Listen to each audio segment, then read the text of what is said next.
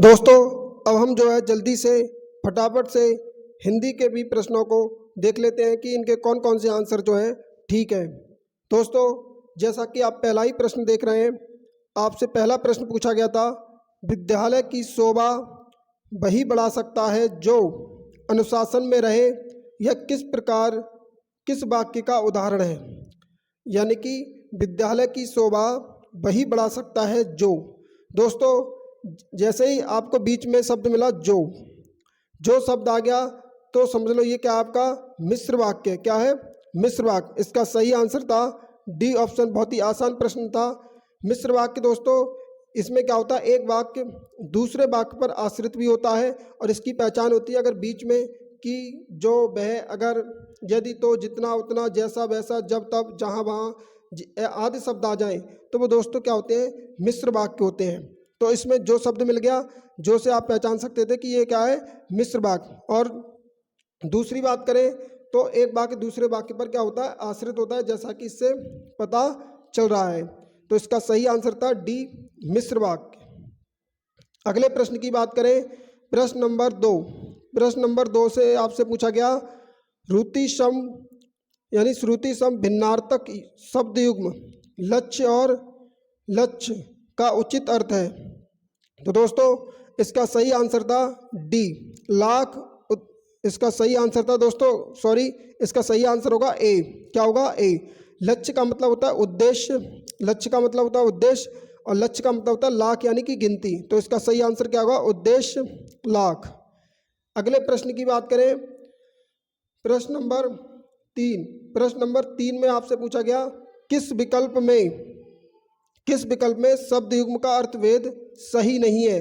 तो दोस्तों, आपको बता दें इसका सही आंसर होगा ए, अभिराम। अभिराम, अभिराम का मतलब होता है दोस्तों सुंदर, जबकि यहाँ पर दिया गया आपका स्थिर।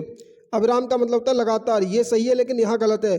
तो आपसे पूछा गया था कौन सा सही नहीं है, तो अभिराम और अभिराम ये वाला जो जोड़ा है ये आपका सही नहीं है। इसका सही आंसर होगा ए। अगले प्रश्न की बात करें, प्रश्न नंबर 4। प्रश्न नंबर 4 में आपसे पूछा गया, निम्नलिखित में से कौन सा वाक्य संयुक्त वाक्य का उदाहरण है? दोस्तों, संयुक्त वाक्य क्या होते हैं? दो वाक्यों को जोड़ने के लिए हम जो है संयुक्त वाक्य का प्रयोग करते हैं। तो बीच में अगर आपको कहीं भी की शब्द मिल जाए, क्या मिल जाए? सॉरी, बीच में आपको जो है और शब्द मिल जाए, और, तथा, एवं, या, तो समझो वो क्या है? आपका संयुक्त वाक्य होता है। तो देखते ही पता चल रहा था कि इसका सही आंसर क्या होगा? सी, शाम हुई और गाय घर लौट आई। बीच में क्या शब्द आया आपका? और। तो और से आप पता कर सकते थे कि इसमें आपका क्या होगा? संयुक्त वाक्य होगा। अगले प्रश्न की बात करें, प्रश्न नंबर 5।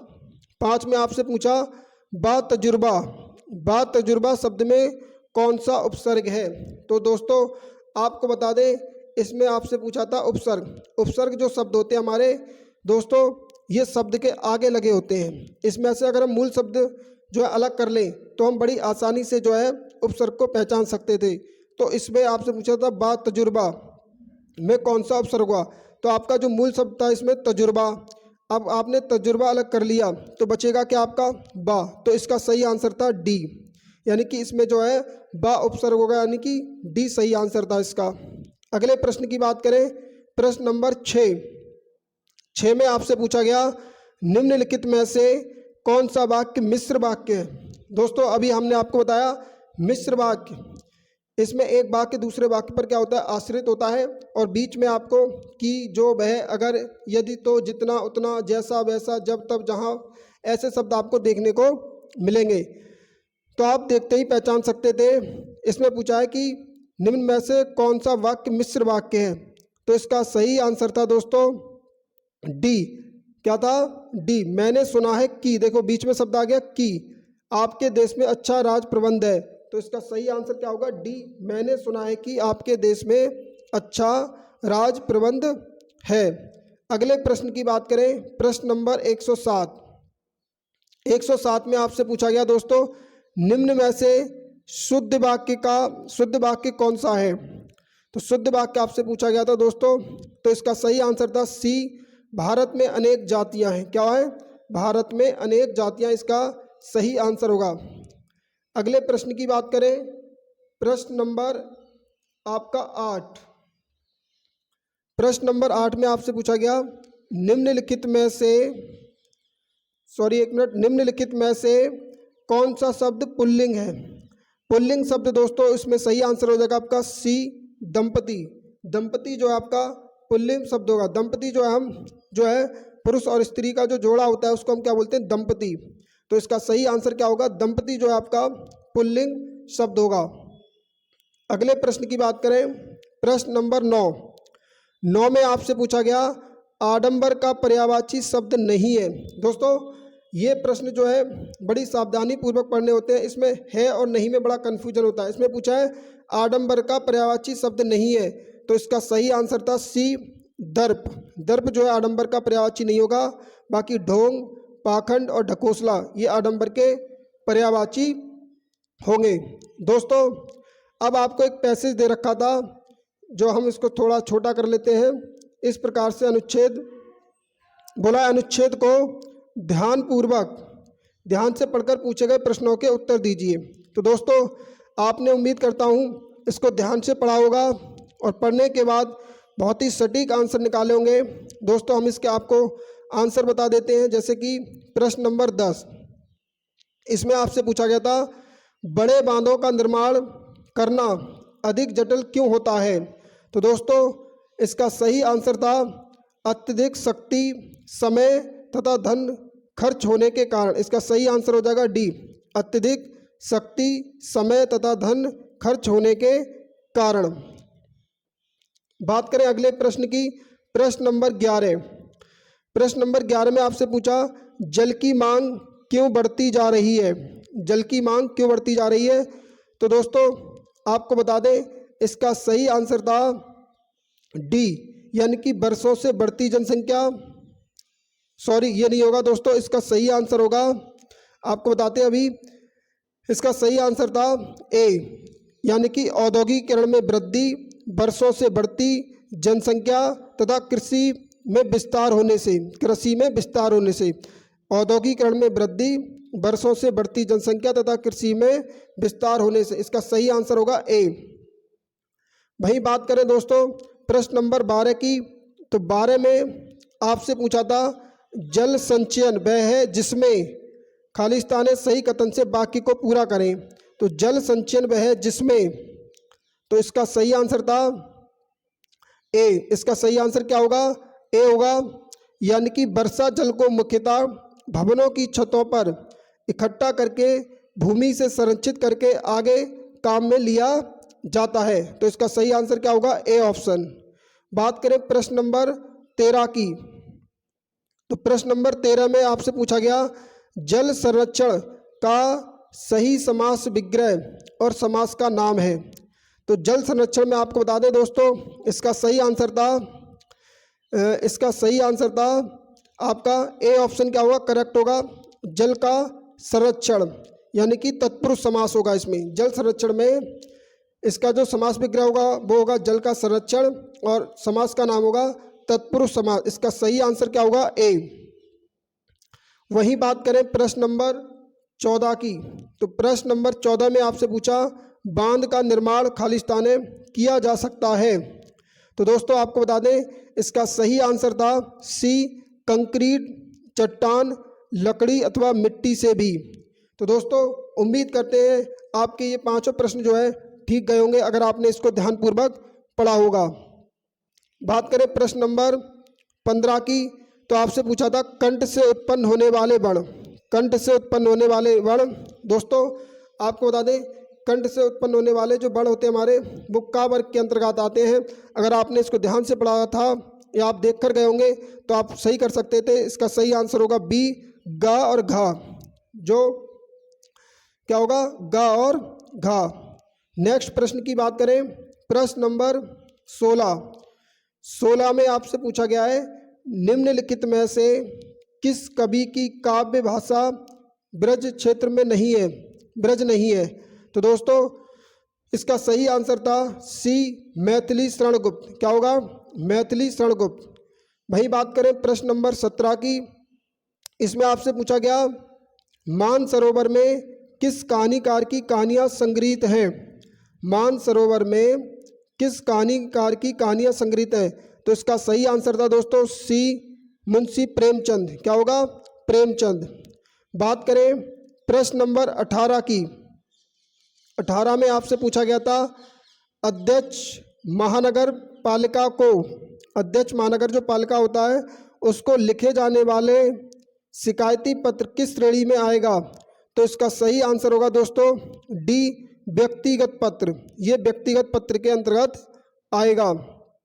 प्रश्न नंबर 19 की बात करें तो 19 में आपसे पूछा गया जब प्रथम वर्ण व्यंजन और दूसरा वर्ण स्वर हो तो उनके मध्य की जो संधि होगी। बहुत ही आसान प्रश्न था दोस्तों, अगर आपने संधि को ध्यान से पढ़ा है तो आप टिक कर सकते थे। इसमें आपकी जो व्यंजन संधि होगी, कौन सी?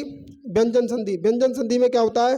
प्रथम वर्ण आपका व्यंजन होता है और दूसरा वर्ण क्या होता है? स्वर। तो इसका सही आंसर था ए, व्यंजन संधि। बात करें प्रश्न नंबर 20 की तो 20 में आपसे पूछा गया था कबीरदास की भाषा कौन सी है? कबीरदास की भाषा कौन सी है? तो इसका सही आंसर होगा दोस्तों बी, पंचमेल खिचड़ी। क्या होगा? पंचमेल खिचड़ी ये कबीरदास की भाषा है। इसका सही आंसर था बी। प्रश्न नंबर 21 की बात करें। 21 में आपसे पूछा गया एक भारतीय आत्मा, एक भारतीय आत्मा किनको कहा गया है? बहुत ही दोस्तों मोस्ट इम्पोर्टेंट प्रश्न था और एग्जाम में कई बार पूछा गया है। आप देखते ही बता सकते थे, माखनलाल चतुर्वेदी। क्या होगा? माखनलाल चतुर्वेदी। ए ऑप्शन क्या होगा इसका जो है करेक्ट होगा। प्रश्न नंबर 22 की बात करें तो 22 में आपसे पूछा गया था संविधान के किस अनुच्छेद के अनुसार संघ की राजभाषा हिंदी और लिपि देवनागरी है? दोस्तों बहुत ही आसान प्रश्न था, आप करके आए होंगे ऐसी उम्मीद करता हूं। इसका सही आंसर होगा डी, अनुच्छेद 343। अनुच्छेद 343। प्रश्न नंबर 23 की बात करें तो इसमें आपसे पूछा गया प्राकृत, संस्कृत, अपभ्रंश, पाली इन भाषाओं में प्राचीनतम भाषा कौन सी है? तो दोस्तों इसका सही आंसर होगा डी, संस्कृत। संस्कृत जो है प्राचीनतम भाषा है हमारी। बात करें प्रश्न नंबर 24 की तो 24 में आपसे पूछा गया निम्नलिखित में से कौन सी रचना संग्रह ब्रज भाषा में है? तो इसका सही आंसर था रसकान रचनावली। रसकान जो है आपको बता दो दोस्तों ये ब्रज भाषा के कवि हैं। इसका सही आंसर है रसकान रचनावली। बात करें प्रश्न नंबर 25 की तो 25 में आपसे पूछा गया हम चूड़ियाँ पहन रहे हैं, हम चूड़ियाँ पहन रहे हैं बाकी की क्रिया किस काल की है? तो दोस्तों इसका सही आंसर हो जाएगा बी, अपूर्ण वर्तमान काल। यानी कि हम चूड़ियाँ पहन रहे हैं, अभी जो है कार्य पूरा नहीं हुआ है और वर्तमान की बात हो रही है। तो इसका सही आंसर था बी, अपूर्ण वर्तमान काल। प्रश्न नंबर 26 की बात करें, इसमें आपसे पूछा गया निम्नलिखित में से कौन सा संधि विच्छेद सही है? तो दोस्तों इसमें सही आंसर होगा आपका डी, मधु प्लस अरी। मधु प्लस अरी को मिलाकर बनेगा मधुहरी। तो जो है इसका सही आंसर था डी। क्या होगा? डी। बात करें प्रश्न नंबर 27 की तो 27 में आपसे पूछा निम्नलिखित में अपादान कारक का प्रयोग किस विकल्प में नहीं हुआ है? तो दोस्तों इसका सही आंसर होगा सी, पिताजी कार से गए। पिताजी कार से गए। दोस्तों यहाँ पर से शब्द जरूर आया है लेकिन यहाँ पर कार क्या है? साधन है। तो यहाँ पर इसका मेरी समझ से जो आंसर होगा सी होगा। आप जो है इसको देख लेना, हो सकता है मुझ में डाउट है कि वह चूहे से डरता है, तो मेरे हिसाब से इसका सही आंसर होगा सी। प्रश्न नंबर 28 की बात करें, 28 में आपसे पूछा है से किस कारक का विभक्ति चिन्ह होता है? से। तो दोस्तों इसका सही आंसर होगा सी, अपादान। से जो है अपादान कारक का विभक्ति चिन्ह होगा। इसका सही आंसर होगा सी। प्रश्न नंबर 29 की बात करें, 29 में आपसे पूछा गया था समझौता शब्द में कौन सा प्रत्यय लगा है? दोस्तों प्रत्यय आपने अगर ध्यान से पढ़ोगे तो प्रत्यय जो शब्द होते हैं ये शब्द के अंत में लगे होते हैं। अगर आप इनमें से मूल शब्द अलग करेंगे तो समझौता में जो मूल शब्द होगा वो होगा आपका समझ। जैसे अगर आप समझ को अलग करेंगे तो बचेगा आपका औता। तो इसका सही आंसर था ए, औता। क्या होगा? अवता। प्रश्न नंबर 30 की बात करें, 30 में आपसे पूछा गया है निम्नलिखित में से व्यष्टि शब्द का विलोम शब्द क्या होगा। व्यष्टि शब्द का विलोम शब्द, दोस्तों व्यष्टि का हो जाएगा इसमें आपका समष्टि। व्यष्टि जो है हम एक व्यक्ति को कहते हैं, समष्टि सामूहिक व्यक्तियों को कहते हैं। तो व्यष्टि का विलोम शब्द क्या हो जाएगा, समष्टि। वही बात करें दोस्तों प्रश्न नंबर 31 की, 31 में आपसे पूछा निम्नलिखित में से कौन सा समास एक प्रकार का सही नहीं है। तो दोस्तों इसका सही आंसर होगा सी, पर्णकुटी। पर्णकुटी द्वंद्व समास। दोस्तों पर्णकुटी जो है ये इसमें आपका जो है तत्पुरुष समास होगा, यही जो है आपका गलत है। 31 का सही आंसर हो जाएगा सी। अब नेक्स्ट प्रश्न की तरफ चलते हैं। प्रश्न नंबर 32, 32 में आपसे पूछा कि कबहुक हो यही रहनी रहांगो, श्री रघुनाथ कृपालु कृपा से संत स्वभाव गांगो। दोस्तों इसको आपने ध्यानपूर्वक पढ़ा होगा, हम आपको बता देते हैं इसका सही आंसर जो होगा डी आंसर जो है सही होगा, शांत रस। क्या होगा, शांत रस। इसमें आपसे पूछा गया था कि कौन सा रस होगा, तो इसमें सही आंसर होगा शांत रस। बात करें प्रश्न नंबर 33 की, तो निम्नलिखित उदाहरणों में से श्रृंगार रस का उदाहरण कौन सा है। तो दोस्तों आपको बता दें इसका सही आंसर था पास ही मिलकर उगी है, बीच में अलसी हटीली, देखी पतली कमर की है लचीली, नील फूले फूल को सर पर चढ़ाकर कर रही है जो छुए है हृदय का दान उसको। तो दोस्तों इसमें आपको बता दें आपका जो सही आंसर होगा डी आंसर क्या हो जाएगा, सही हो जाएगा। श्रृंगार रस पूछा था आपसे, तो इसका सही आंसर क्या होगा, डी। क्या होगा, सही आंसर डी। नेक्स्ट प्रश्न की बात करें, प्रश्न नंबर 34, 34 में आपसे पूछा निम्नलिखित में से कौन सा अर्थालंकार का एक प्रकार है। दोस्तों अर्थालंकार का प्रकार होगा दोस्तों आपका बी ऑप्शन क्या है, इसमें सही हो जाएगा रूपक अलंकार। क्या होगा, रूपक अलंकार। बाकी आपकी यमक अलंकार, वक्रोक्ति अलंकार, श्लेष अलंकार, ये आपके शब्द अलंकार होंगे। इसका सही आंसर था रूपक अलंकार। प्रश्न नंबर 35 की बात करें, 35 में आपसे पूछा गया था निम्नलिखित में से मौन और संपन्न शब्दों के क्रमशः सही विलोम शब्दों का चयन कीजिए। मौन और संपन्न, तो दोस्तों मौन का जो विलोम शब्द होगा वो क्या होगा, मुखर, और संपन्न का हो जाएगा विपन्न। तो इसका सही आंसर होगा दोस्तों 35 का सी आंसर, यानी कि मुखर और विपन्न। वही बात करें दोस्तों प्रश्न नंबर 36, 36 में आपसे पूछा किस वाक्यांश के लिए प्रयुक्त शब्द सार्थक है। किस वाक्यांश के लिए प्रयुक्त शब्द सार्थक है।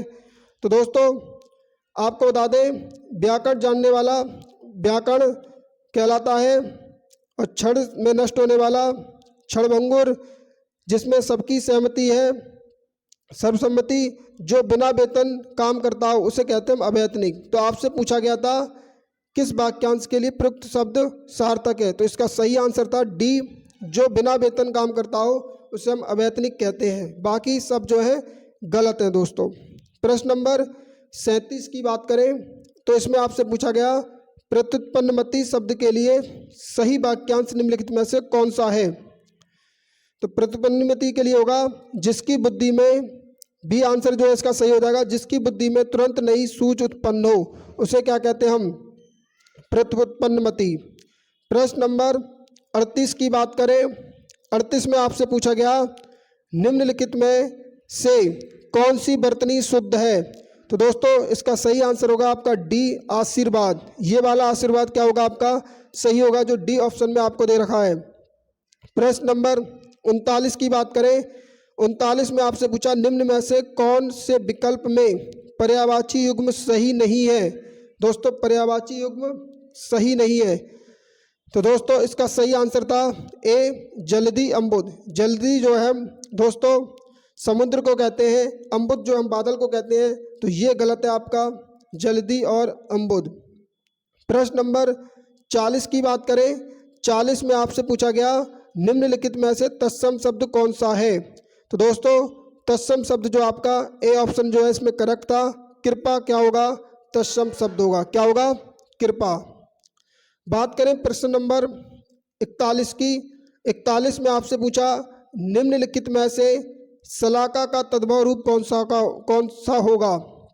तो आपको बता दें दोस्तों, शलाका का जो तद्भव रूप होगा वो होगा आपका क्या, सलाई। क्या होगा, सलाई। ए ऑप्शन क्या हो जाएगा, करेक्ट हो जाएगा। शलाका का, सॉरी दोस्तों, इसका बी ऑप्शन सही होगा। शलाका का क्या होगा, सिलाई। शलाका का तत्सम शब्द क्या होगा, सिलाई होगा। बी जो है इसका करेक्ट होगा, ए नहीं होगा। प्रश्न नंबर 42 की बात करें।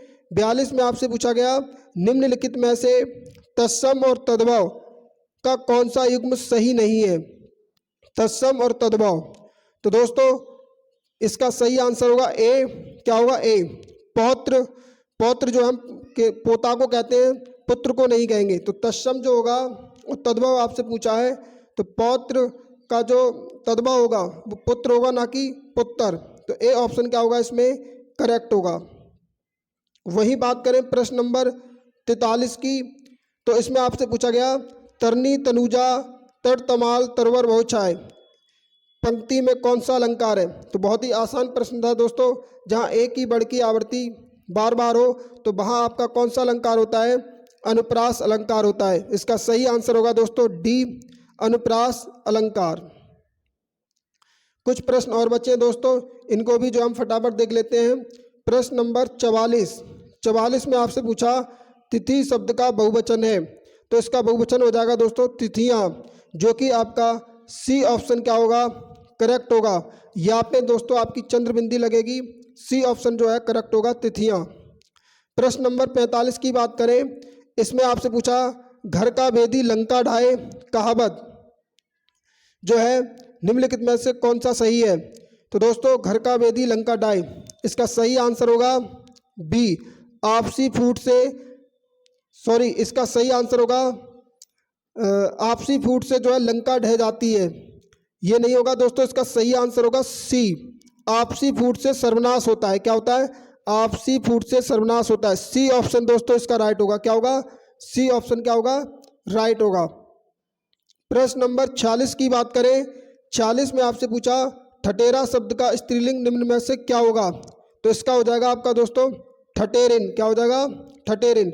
ए ऑप्शन क्या होगा इसका करेक्ट होगा, ठटेरिन। प्रश्न नंबर 47, इसमें पूछा आपसे मुहावरा आँखों का तारा मुहावरे का अर्थ है। बहुत ही आसान प्रश्न था दोस्तों, आपने उम्मीद करता हूँ सही क्या होगा, आँखों का तारा। इसका सही आंसर होगा अति प्रिय। डी ऑप्शन क्या होगा, करेक्ट होगा, आँखों का तारा अति प्रिय। प्रश्न नंबर 48 में दोस्तों आपसे पूछा गया मान न मान मैं तेरा मेहमान, मान न मान मैं तेरा मेहमान कहावत का अर्थ बताइए। तो दोस्तों इसका सही आंसर था ए, जबरदस्ती गले पड़ना। क्या होगा, जबरदस्ती गले पड़ना। प्रश्न नंबर 49 में आपसे पूछा गया निम्नलिखित में से वाक्य के शुद्ध रूप का चयन कीजिए। तो दोस्तों इसका सही आंसर था, बहुत ही आसान प्रश्न ये भी था, इसमें सही आंसर था वन में प्रातः काल का जो दृश्य होता है वो बहुत ही, वन में, इसका सही आंसर था दोस्तों बी, वन में प्रातः काल का दृश्य बहुत ही अच्छा होता है। जो भी थोड़ा दोस्तों ये कट रहा है, सुहावना होता है दोस्तों। वन में प्रातः काल का दृश्य बहुत ही सुहावना होता है, इसको सही कर लेना, ये कट रहा था दोस्तों।